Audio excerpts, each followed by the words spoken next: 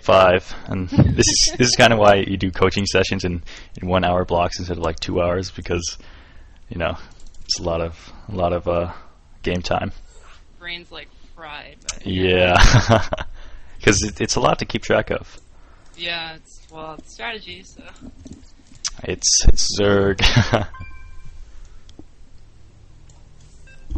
All right, he's very hard again, but I have a feeling if you don't forget that spawning pool, you'll be just fine. Yeah, that definitely fucked me up. Oh, that was so bad. Yeah, it's a pretty important building. It's like one of the first things you make. How can you forget something?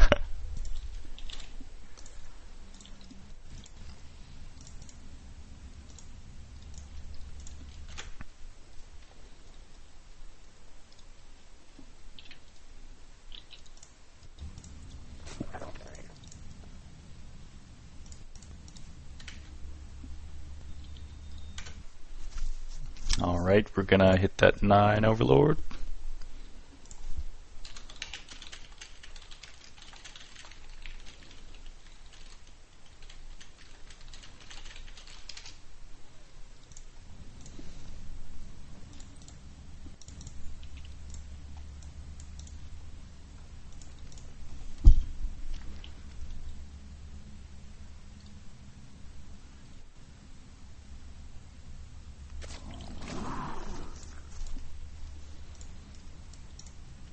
Okay, so try to keep the larva at 0, and then 14 supply is the drone scout.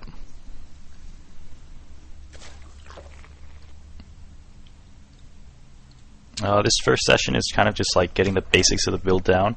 So as you're better at controlling your units and keeping the injects and stuff, then you'll be able to interpret the scouting information that you get from this actual drone. For now, we're just kind of going through the motions, and I'm not even sure if you check out like what the drone sees, but that's okay. So the drone should be going after the natural, yep. And then 16 supply. Yeah, I'll try not to forget this time.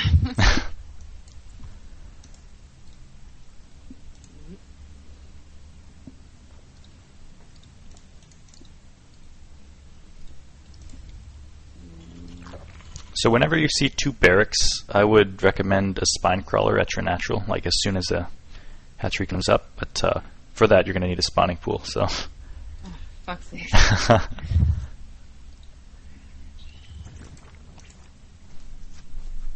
Alright, and then you go to 17 supply, and then you get that overlord.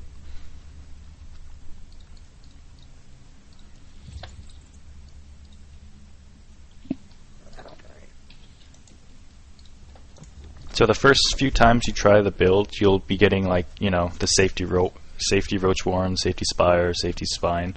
But as you get better at it and you know what your opponent is capable at certain times in the game, that's when you're able to delay buildings or delay units based on what you scout.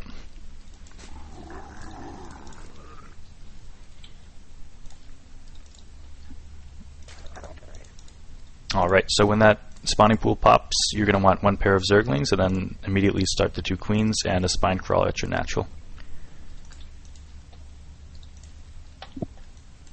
At your level, I'd recommend doing the spine crawler like every single game, just because you want to play the game so that you get to a later point in the game so that you can practice your mechanics and your macro.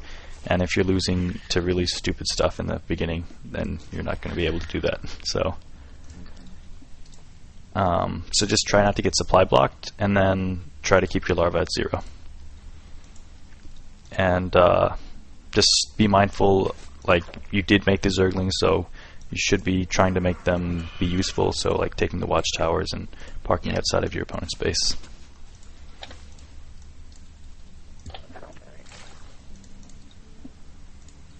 So eventually you'll get into this kind of like rhythm where you'll check to see you have no larva, then you'll check to see your money to see that it's really low, and then you're hitting the injects, you're hitting the creep spreads, and you're checking the minimap, and then you kind of just like get in this zone, and yeah. So you really should have a Zergling parked outside of his base. You do have both watchtowers, but The travel distance from your opponent's ramp to your ramp is actually just about 45 seconds. So if you check the build time of a spine crawler, it's 50 seconds. So having that extra like 5 to 10 second leeway of zergling at your opponent's ramp can be like the difference between holding off a push and not holding it off. So all 4 gases should go down at once when you get the 40 supply, and also a Roach Warren. The Roach Warren is just on the off chance that he's going Blue Flame Hellion. And that basically means like no matter how many zerglings you're going to make, you're going to lose the Blue Flame Hellion, so that's why you need the Roach Warren.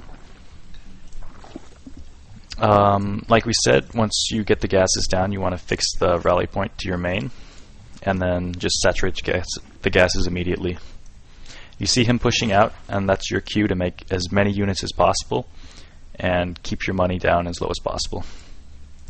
So the injects are about to pop off, so spend more larva, and I would even regroup the queens, get all 4 of the queens to the bottom of the ramp so that you can fight with all of them, and like hit the injects and hit the transfusions if you can. So you've got some zerglings at the top of the ramp as well as 2 queens, but I think you should be able to hold here. Alright, so whenever you hold off a big push like that, that's how you know that you're able to drone up. So you shouldn't like overcompensate and make like a whole ton of zerglings unless you're going for like an all-in counterattack. So you're doing the right thing here by taking your advantage and just making drones, so further solidifying it. Like I said, you have to do that damage control after every push and like poke like that. So just make sure that you have all the watchtowers and your units aren't idle and they're outside of your opponent's base, and you're hitting the injects, and you're trying to follow the build order as strictly as possible. So your natural is saturated just about. You need maybe 1 more drone there. So you want to fix the rally point from your main and your natural so that they both go to your main. Or else you'll have like 30 drones on one patch and like 5 drones on another patch, and that's not good. So whenever you're in a position like this, or hit your +1 carapace. It looks like you kind of missed that. Okay. So you have a lot of gas, and you have to decide what to do with that gas. Do you favor Mutalisks or Banelings or Spire or like Infestors, or do you have a preference? Don't really use Infestors all that much. I guess Mutalisks. Alright, so your layer path choice should just be Mutalisks then, if that's what you're most comfortable with. Just go ahead and throw down a Spire whenever your layer pops, and you'll be able to transition into pretty standard Mutaling, Baneling. Okay. So, like we said, just try to keep your money down, your larva down, and keep that buffer of like 10 supply or even more. Oh, no, just so that you're not supply blocked. So you should be having like the watchtower with the idle zerglings that you have, and you actually have so many that I'd recommend like placing 1 zergling at each expansion, just so that you'll be able to know whether or not he's trying to sneak an expansion. Another thing that you haven't really been doing is like knocking down destructible rocks. You have to do that preemptively because you are going to be taking a third at some point in this game. So the sooner you knock down the rocks, the more available it'll be to you.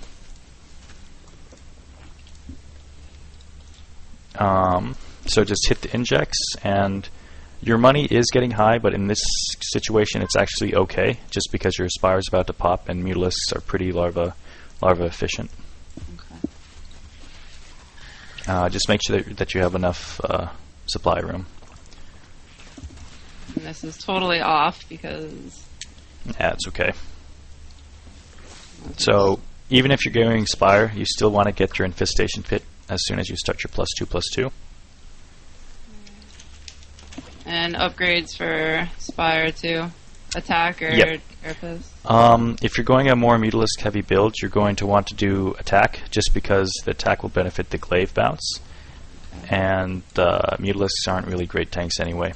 But there are some builds where like you get that quick +1 carapace, so you can transition to a Broodlord switch.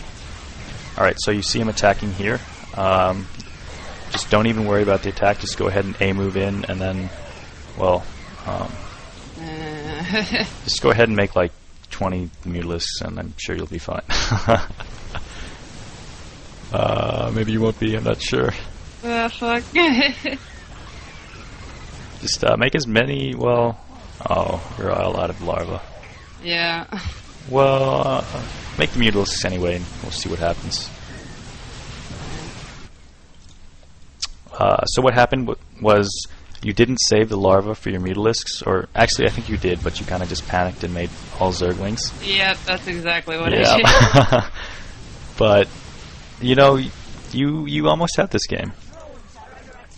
I know it doesn't look like it now because your attack just got killed, but if you actually like watched the fight, you had like enough Zerglings to win. The Zerglings just kind of streamed in one by one. Actually, you might be able to win. He only has 2 barracks, so your Mutalisk production might outproduce him. But I mean, we can continue this game if you want, but you'll be playing from behind. I can try and make a comeback. All right. So playing from behind, that means you generally want to either do some kind of risky play, just because if you play it standard from then on and you don't take any risks, you're going to lose just because you're behind.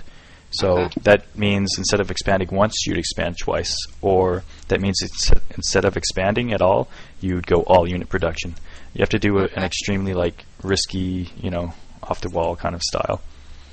But no matter what you decide to do, you want to stay on top of your mechanics, like injects and creep spread, just so that, you know, whatever little advantage you can get, you will have. Okay, would you recommend using these larvae for drones for this, or just units? I'd say all Mutalisks, just because Okay. your resources are really high and you want to get them Alright. as close to 0 as possible. Okay. The Mutalisks will also be good just because you're double expanding, and that means you're going to be really vulnerable to any attacks, and Mutalisks are great for map control and containing your opponent.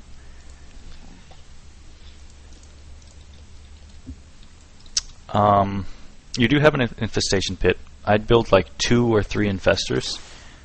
Whenever you have a heavy harass style like this and you're really vulnerable, it's good to get a few infestors because they can stop any counterattack or any push, or at least delay it inevitably or indefinitely.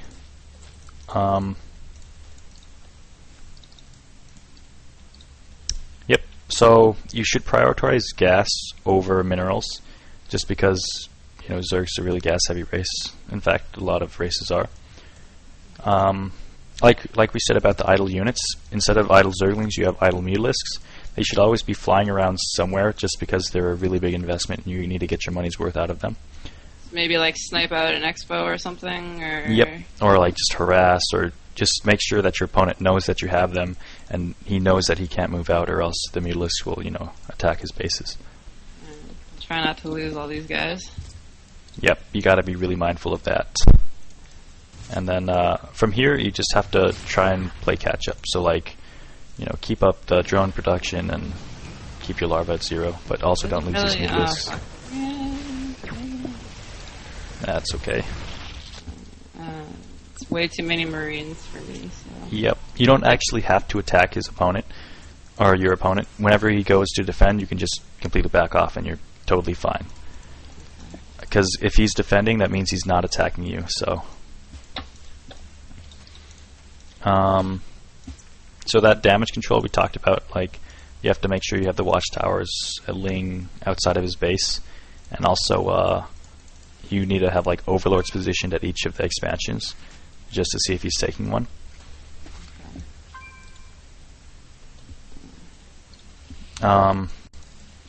So you really don't know this, but I'm going to tell you. He has an expansion at the 9 o'clock, so you should probably send some Mutalisks over there. Okay. It's a really risky play by him, and that's the only reason I mention it. If he was playing it safe and like defending it with turrets and stuff, then I wouldn't have told you. But that's why it's really important to be scouting, because you might think he's on 2 base and you're getting back into the game because you're on 3 base, but it's actually not how it is. So Mutalisks are really like mobile units. So by attacking him at his third,